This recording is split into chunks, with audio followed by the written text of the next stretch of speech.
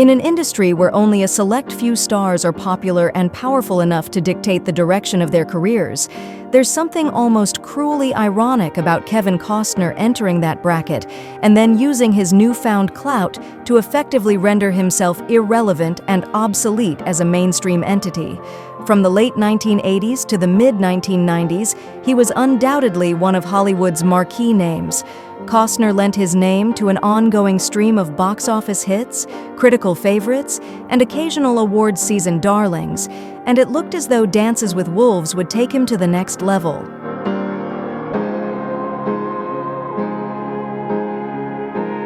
His feature-length directorial debut won 7 Academy Awards, including Best Picture and Best Director, establishing him as a valuable commodity as an actor, producer, and filmmaker, and he was only 35 when it was released in cinemas and became the highest-grossing Western in cinema history. It's not an understatement to say he was on top of the world, and the wins kept stacking up after Robin Hood, Prince of Thieves, Oliver Stone's JFK, iconic romance The Bodyguard, and Clint Eastwood's A Perfect World kept him firmly on the A-list.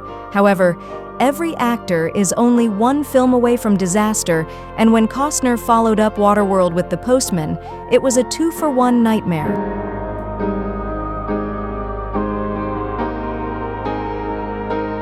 The latter was a critical pariah, a commercial catastrophe, and swept the board at the Razzies, exiling Costner from the A-list for the next 2 decades. In the eyes of the public, he was back to square one, and his subsequent attempts to claw his way back up the ladder didn't exactly go smoothly. He publicly feuded with the producers of Sam Raimi's 1999 romantic drama, Message in a Bottle Over 10 Seconds of Cut Footage. Political thriller, 13 Days fell well short of recouping its budget in ticket sales, and 3,000 Miles to Graceland was another huge bomb.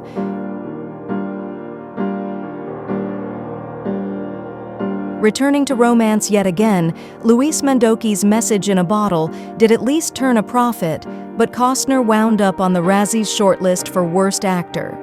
Seeking a change of pace, he headlined Tom Shadyak's supernatural thriller Dragonfly, which was panned so heavily it became the worst-reviewed movie of his entire career. Needless to say, they weren't high points.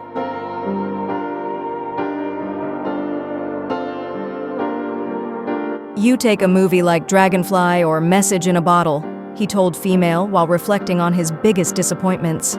"Movies that on paper were really good, I think were ultimately flattened out into a very soft love story. There is a reason why I did those movies, but you don't ultimately get to see it, and I don't understand why."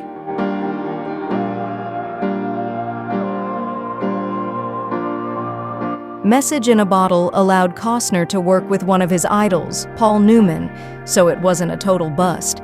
The same can't be said about Dragonfly, though, which never felt like anything other than a shameless attempt to capitalize on the success of The Sixth Sense.